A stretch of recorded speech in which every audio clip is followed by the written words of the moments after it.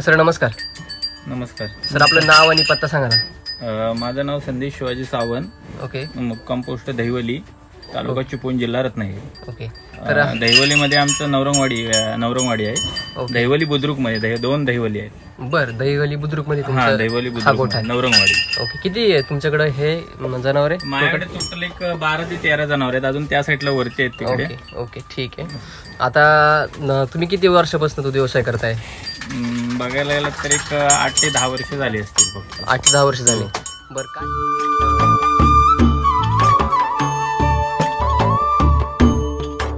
बरं, काय आहे 8-10 वर्षाचा एक्सपिरियन्स? तुमच्याकडे काय समस्या आल्या? 8 ते 10 वर्षाचं म्हणजे पहिले डॉक्टर वगैरे जास्त लागायचे. जरा काय झालं तर मग डॉक्टरांना बोलवावं लागायचं. आणि हिला पण तुम्हाला सांगितलेलं आहे की डॉक्टर तिला 1 वर्षापूर्वी डॉक्टर आम्ही भरपूर केलेला आहे तिला. बरं, म्हणजे काय समस्या होती थोडक्यात सांगा ना. तिला समस्या म्हणजे हिचं एक 6 महिन्यात तिचं बाळ आतमध्येच मेलं होतं पोटामध्ये तिच्या. त्याच्यानंतर ते डॉक्टर बोलून आम्ही ते बाहेर काढलं. बरं, ओके. त्याच्यानंतर आपले ते लाईव्ह वगैरे बघितलेला, नाशिकवरून आम्ही ते मिल्क चार्जर मागवले. त्याच्यानंतर ते चालू केलं तिला. बरं, ओके. त्याच्यानंतर मग ते आम्हाला एक पावडर चालू केल्याच्या नंतर ही 6 महिन्यांनी सुद्धा हे होऊन सुद्धा आम्हाला 2-2 लिटर ती दूध द्यायला लागली. ती दोन्ही वेळेला द्यायची. बरं, म्हणजे त्यावेळेस वासरू बाहेर काढल्यानंतर सुद्धा तिने दूध दिलं? हो. स्टार्टिंगला ती उभीच राहायची. एक आपलं एक थोडं कप नंतर अर्धा कप ती वाढवत गेल्यानंतर पावडर चालू केल्याच्या नंतर आम्हाला ते 1-2 लिटर पर्यंत द्यायला लागली. बरं, ओके. 2 लिटरच्या नंतर एक ती माझावर आली होती ती. बरं. त्याच्या आधी माझावर यायची. एक आम्ही 3 ते 4 वेळा आम्ही तिची पिशवी वगैरे साफ केली होती. डॉक्टरांना बोलून प्लस रेड्याखाली वगैरे दाखवली होती तरी ती काय माझ्यावर राहायची नाही, म्हणजे धरायचीच नाही ती, दाब जायची नाही ती. त्याच्यानंतर मग आम्ही मिल्क चार्जर चालू केलं. त्याच्यानंतर जी मिल्क पावडर चालू केल्याच्या नंतर जी पहिल्या वेळेला माझ्यावर आली आणि तीच आम्ही रेड्याखाली नेल्याच्या नंतर ती परत काही रिटर्न आली नाही. बरं, म्हणजे ती राहिली त्यावेळेस? हो. ओके. आणि काही त्रास पण अजिबात दिला नाही. बरं, किती वेळेला त्रास द्यायची तसे काय अजिबात नाही. ओके.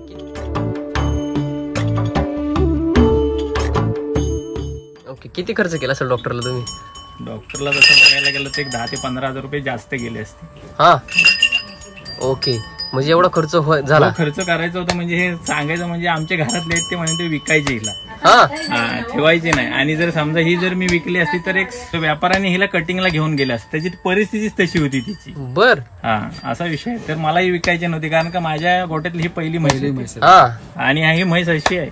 आता जरी तिचा रेडको मी तिकडे साईडला बांधले, मी आता जरी दूध काढायला बसलो तरी मला ती कधीही माझा म्हणजे जे भांडं आणलेलं असेल ते परत कधीच नाही केलेलं. बर.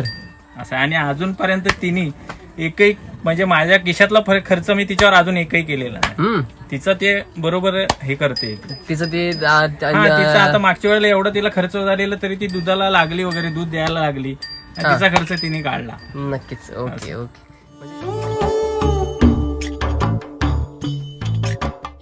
म्हणजे एकंदरीत जर तुम्ही बघितलं तर खर्च तुमचा झाला, ही खटकाला जाणारी काय तुमची वाचली. बरोबर आहे. मला ती द्यायचीच नव्हती मेन म्हणजे. घरची माझ्या भरपूर म्हणत होती देऊन टाक, पण मी आता सध्या मार्केटमध्ये फिरतो त्याच्यामुळे मला माहिती आहे नक्की काय प्रकार होणार आहे. नक्कीच. आणि हिचे 10 ते 15 हजार रुपये घेऊन ते काय मला काही पुरले नसते पहिले. बरोबर आहे. असा विषय आहे. आज त्याची किंमत काय असेल? आता जर ह्याची मार्केटमध्ये जर किंमत गेला तर हिची 50,000 रुपये तरी किंमत आली पाहिजे.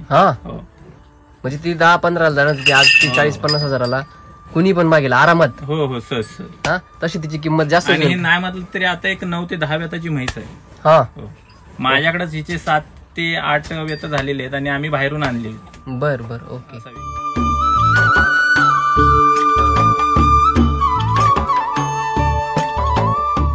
आज समजा मिल्क चार्जर संदर्भात तुम्ही माहिती कशी घेतली, वापरायला कशी सुरुवात केली? मिल्क चार्जर म्हणजे कसं माहितीये का, माझा एक सूरज सुतार म्हणून मित्र आहे. आम्ही असं मोबाईलवर आम्ही बसायचो. आमचं म्हणजे दोघांचं जरा मैत्री जरा जास्तच आहे.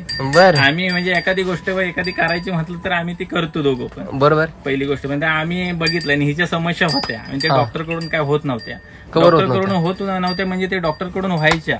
बघा आता 1-2-3 वेळा पिशवी साफ केली म्हणजे तिची हालत व्हायची. बरोबर. हात चालवणार म्हणजे ते जनावरांची पण हालत व्हायची. 100%. परत आम्हाला व्याप एवढा. तिची हालत बघून आणि ही जी आता भरलेली आहे म्हणजे तिची आता बॉडी लँग्वेज आहे ती काहीच नव्हती. बरोबर. तर मग आम्ही बोललो एक वेळ नाही म्हटलं तरी आपण इकडे तिकडे आपण 200-300 रुपये खर्च करतो. ते आपल्याला नाशिक मधून ते आम्ही व्हिडिओ वगैरे बघायचो. बोला आपण एकदा एक ट्राय करूया. जुगार खेळल्यासारखं झालं ते, म्हणजे आपण लॉटरी असतं ना, तर पण ते आम्हाला रिझल्ट आला.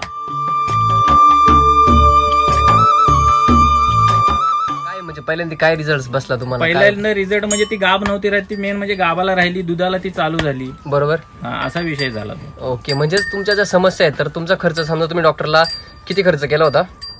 डॉक्टरला 15,000च्या वरती गेला. आणि प्लस एक विषय काय होता, हिला एखादी जखम झाली ना की ती बरी व्हायला मला एक 15 ते 20 दिवस द्यायला लागायचे. म्हणजे उदाहरण सांगतो तुम्हाला, एखादं हे कसं आमचे गुरं एकदम जंगलात लावलेली, बरोबर बरोबर, तिला काठी वगैरे खाली लागली ना की मग ते माशी बसून कीड धरते. बरोबर, जर तुम्ही लक्ष नाही दिलं की मग ती कीड जास्त, रक्त वगैरे जास्त व्हायला की जास्त. पण त्या वेळ आता मी मिल्क चार्जर चालू केल्यापासून जी जखम कधी झाली ती वाढलेली तर नाही अजूनपर्यंत.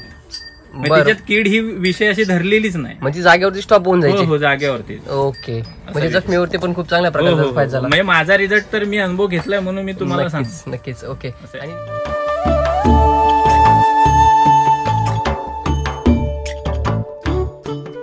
आणि खर्च किती झाला असेल अंदाजे तुमचा मिल्क चार्जरचा?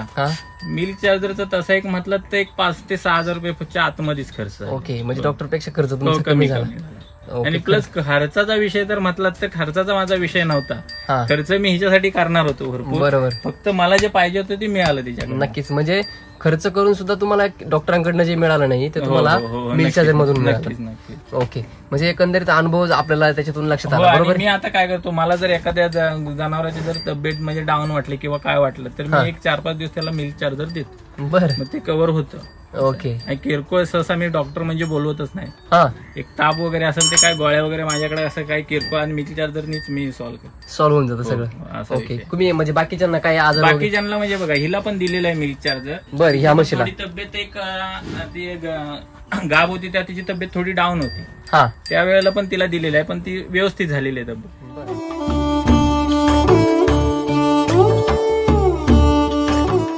त्याच्या तिकडले तिला पण तसाच प्रॉब्लेम होता. काय प्रॉब्लेम होता एक सांगतो तुम्हाला, दिवसाचा आहे. म्हणजे या म्हशीचं नेत्रा उठ चल. बरं, नाव पण ठेवलं? नाव आमच्याकडे जन्मले की पहिले नाव ठेवतो, असा विषय. सगळ्यांची नाव ठेवली आणि त्यांना समजतं बरोबर. नक्कीच. ओके, 5 दिवसाचं आहे आता, तिचंच आहे. म्हणजे हेल्थ वगैरे ते आता ती जनली ना 5 दिवस झाले. ओके, तर हेल्थ वगैरे त्याची चांगली आहे. आणि हिला तिला पण दिलं होतं, तीच आहे. हे 10 ते 12 दिवसाचं. ओके, ठीक आहे. आता या म्हशीला तुम्ही चारलं होतं बरोबर? या म्हशीला म्हणजे माझ्याकडे एक मोठी एक रेडी होती, एक 14 महिन्याची. त्यात तुम्हाला आता दाखवली तिची होती. तिला एक रानामध्ये साप चावला की काय चावलं काय मला पण काय कळलं नाही. बर, ते घरी आल्याच्या नंतर ते आम्हाला समजलं. ती काय माझ्याकडून म्हणजे बचावली नाही ती. बर, ओके, कंटिन्यू ह्या म्हशी बरोबर असायची. बरं, हिची नसून सुद्धा हिच्या बरोबर असायची कंटिन्यू. ही बघितल्यानंतर घाबरली, त्याच्यामुळे दुधावरनी उडालेली ती. ओके, आणि त्यानंतर तिला इन्फेक्शन झाले, म्हणजे पूर्ण अंगाला आपण खरूज नायटा वगैरे होतो ना, अशी पूर्ण म्हैस पॅकच झाली होती पूर्ण. बर, मग त्यावेळेला आम्ही एक 5 दिवस फक्त मिल्क चार्जर दिला तिला. एक 5व्या-6व्या दिवशी पूर्ण ते क्लीन व्हायला लागले.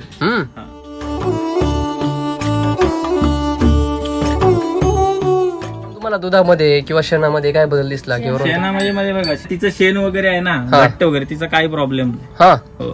ओके, शेण पण घट्ट आलं. दुधाच्या क्वालिटीमध्ये काय फरक झाला? दुधाची क्वालिटी पण चांगली आहे. कोण असे जर म्हटलं तर दूध व्यवसाय करायचा म्हटलं तर तो एवढा प्रोफेशनली करत नाही. बरोबर आहे. आणि प्रोफेशनली करत नाही म्हणजे कसं माहितीये काय, जनावरावर लोक आहेत ना खर्च करायला म्हणत नाही. बरोबर. बरं, तुम्हाला 5 रुपये मिळालेत ना, ते 2 रुपये त्याला द्या, 3 रुपये आपल्या द्यावला, हे ते करत नाही. 1 रुपया देतात त्यांना, बाकीचे 4 रुपये आपल्याला. असं जमत नाही, त्यांचा पण विचार केला पाहिजे. नक्कीच, म्हणजे तुम्ही जो खुराक आहे किंवा त्याचं रहन सहन आहे त्या गोष्टीवरती खर्च जर केला तर ते चांगलंच उत्पन्न आपल्याला देणार आहे. एक प्रकारचं आपल्यासाठी मशीनच आहे, तुम्ही टाकलं तर ते देईल.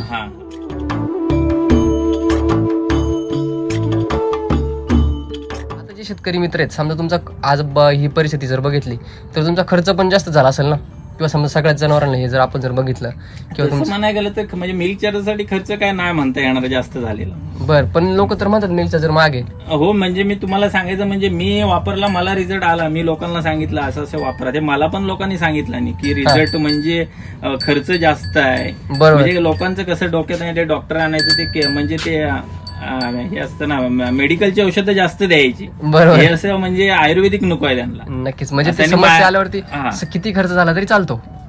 असा विषय. पण ते त्याचा रिझल्ट नाही मिळत, पण मी स्वतः अनुभव घेतलेला आहे. म्हणजे तुम्ही तेवढा अनुभव तुमचा झालेला आहे, त्याच्यामुळे तुम्ही बोलताय. बरोबर. कोकण क्षेत्रामध्ये समजा, कोकण विभागामध्ये कोणताही जर शेतकरी असेल तर त्याला जर दूध व्यवसाय करायचा असेल तर मिल्कचा जर हे तारणहार ठरेल का त्याच्यासाठी? ठरेल नक्कीच. हा नक्की. ओके, म्हणजे दूध व्यवसाय याच्यात मोठ्या प्रमाणात वाढू शकतो. नक्कीच दुधाचं प्रमाण पण वाढेल आणि एखादं जनावर जर खाटक्याला जात असेल तर त्याच्यापासून त्याचा बचाव होईल. नक्कीच होईल. हो नक्कीच होईल. कारण माझ्या माहितीनुसार मी ह्यांच्याकडे किती जणांना पाठवलेले ते विचारा त्यांना. एक भुवड म्हणून आहे, परत असे भरपूर एक 4-5 लोक मी ह्यांच्याकडे पाठवलेले. बर. ओके. आणि त्यांना पण चांगला रिझल्ट आलेला आहे आणि त्यांनी मला सांगितलेलं आहे की चांगला आहे, दूध वाढीला चांगला आहे, की दुधाचे जनावरांची शायनिंग वगैरे वाढलेली आहे, बरंच काय असं म्हणजे चांगला रिझल्ट आलेला आहे. ओके. म्हणजे तुम्ही शेतकऱ्यांना सजेस्ट. आणि माझा एक आता चुलत मामा आहे काशीनाथ चव्हाण म्हणून, काशीराम चव्हाण म्हणून, तर पुढच्या वाडीत आहेत. त्यांनी पण त्यांच्या मशीनला दिलेलं, त्यांचा पण एक नंबर रिझल्ट आहे. बर. ओके.